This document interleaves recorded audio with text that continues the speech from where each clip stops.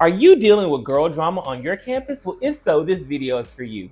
Here are 6 ways that you can help support all students and maintain the peace. And be sure to watch this video all the way to the end because I have 2 bonus tips for you, including a resource that you're going to need for conflict resolution. Number 1, provide a safe space. So you've gathered the girls in your office or a central location to chat with them. Now what? You want to make sure you provide a safe and confidential environment for your students to share their feelings without judgment. This is your time to listen to all sides of the story with empathy and understanding. It's also best practice to remain impartial so as to not believe one side or the other. This probably goes without saying, but make sure you provide comfortable seating and make sure that the environment is free of all clutter and distractions. This is why it's important to build relationships early on with your students so when you have conversations like this, they are productive. And your students will know that you really care about them and want to help them resolve their issue.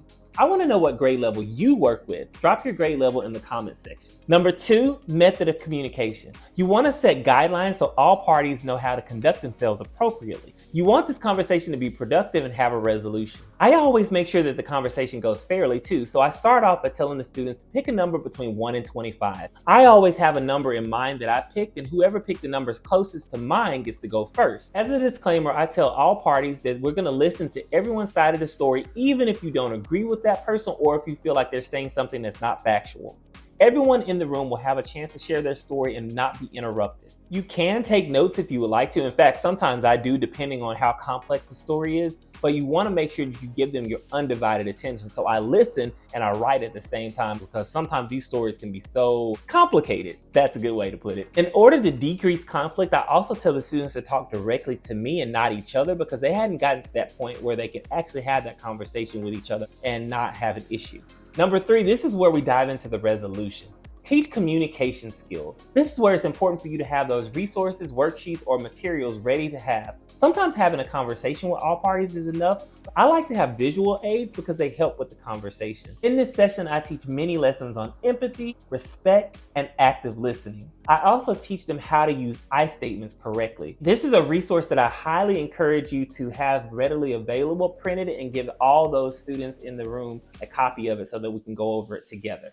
I usually play a YouTube video or I go over an example on a whiteboard just to show them what an I statement looks like and the purpose of an I statement. I teach them about the feeling identification part of it and really encourage them to use feeling words to get their point across. And then I tell them to talk about what it was that made them feel the way that they felt. In the third part, I teach a very simple resolution or how to communicate what that person needs in order to move forward. By empowering your girls with these skills, they learn to communicate more effectively, resolve conflict on their own, and have self-confidence while listening to other people's perspectives. Tip number 4, facilitate group discussions or restorative circles. Depending on how many students are involved in this conflict, you may have to do a restorative circle. Now that's more advanced, and if you would like for me to do a video on how to complete restorative circles with students, drop in the comment section restorative circles. You can also do a small group or a mini classroom counseling lesson with a group of girls and teach them skills about self-confidence, positive affirmation, and ways to resolve conflict effectively. I've done classroom counseling lessons with a group of girls who are having issues, and I've taught them how to look at other people's perspective. I've taught them about tone of voice, body language, how to communicate their feelings effectively using zones of regulation. These are just some topics that you can do group lessons on. I've also taught them about empathy and how to put themselves in someone else's shoes. This is a great way for them to understand the perspective and feelings of other people so that they can avoid these issues moving forward. A lot of times, many of them experience the same things, and so it's really important for them to understand that other people go through the same things that they do. It helps build bonds and relationships. It also teaches them to be more mindful of the things that they do and say and how it affects other people.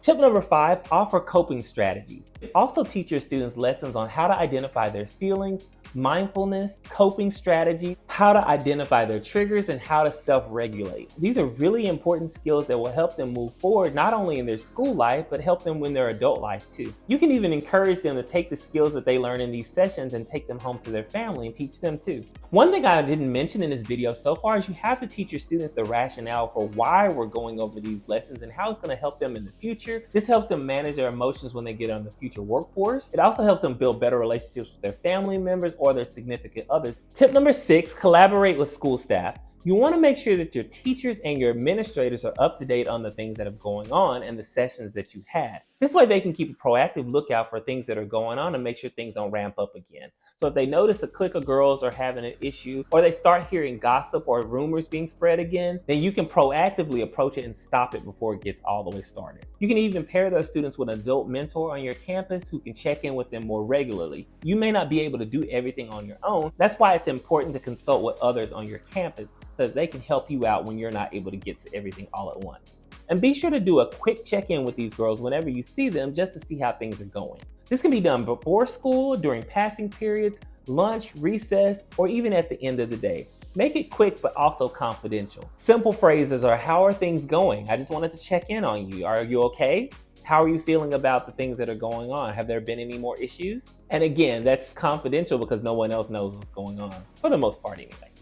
If you got value from this, be sure to like this video. Not only does it tell me what kind of content you're interested in, it also helps push my channel to other people so YouTube can see that my content is valuable. And after you finish with the mediation with the students, have them sign a mutual respect agreement. Make sure that they understand what they're signing, go over it with them in detail. It's a very simple agreement, usually about 3 rules that the girls agree to make sure that there is peaceful situations and conflict resolution is resolved. After they sign it, I keep this in a file just in case they don't abide by the rules, so that way admin can take care of it moving forward. So this is a way to proactively address the situation and make sure the students understand moving forward how to resolve problems effectively. And be sure to check out bonus tip number 2, which is this video on the screen.